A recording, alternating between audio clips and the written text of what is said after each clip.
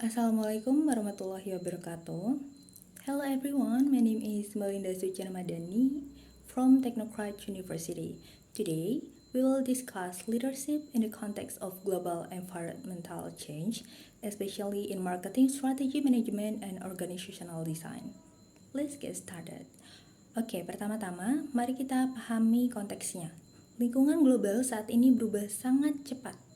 Kita punya teknologi yang terus berkembang, tren konsumen yang dinamis, hingga isu-isu global seperti ekonomi, budaya, bahkan regulasi internasional. Nah, budaya yang mau tetap kompetitif harus bisa menyesuaikan diri dengan perubahan ini. Disinilah peran kepemimpinan menjadi sangat penting. Jadi, memimpin dalam perubahan lingkungan global itu nggak cuma soal memberi arahan, tapi juga mengelola adaptasi organisasi.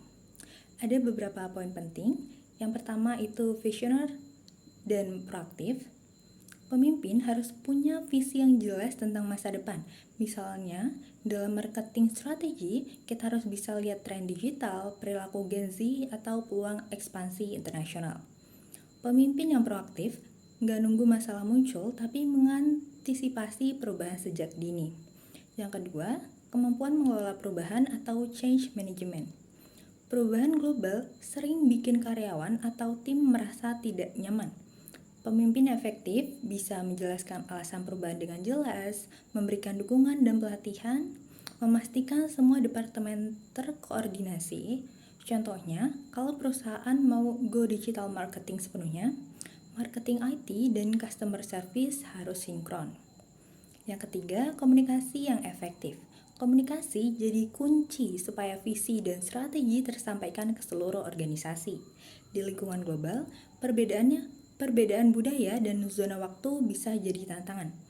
Pemimpin harus bisa menyesuaikan gaya komunikasi baik dengan tim internal maupun partner internasional.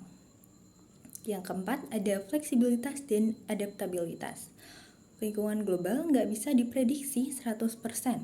Pemimpin harus siap dengan skenario yang berbeda. Misalnya krisis ekonomi, perubahan regulasi, atau tren kompetitor.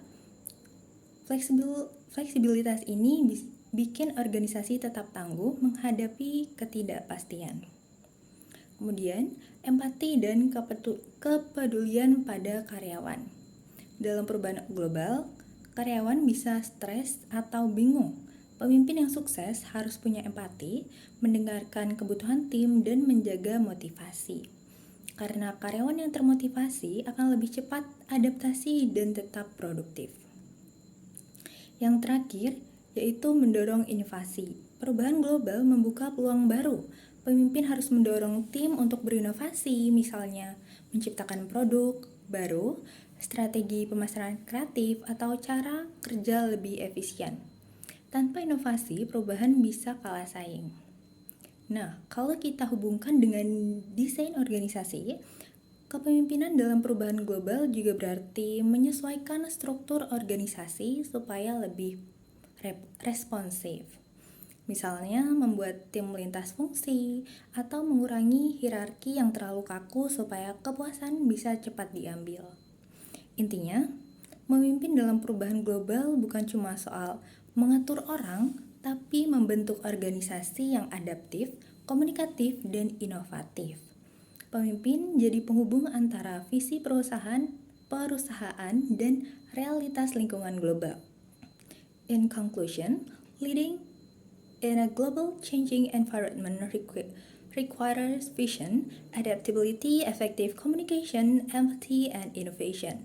A strong leader not only direct but also guide the organization to remain agile and competitive. Thank you for your attention, and I hope this helps you understand how leadership and organizational design work together in a global context.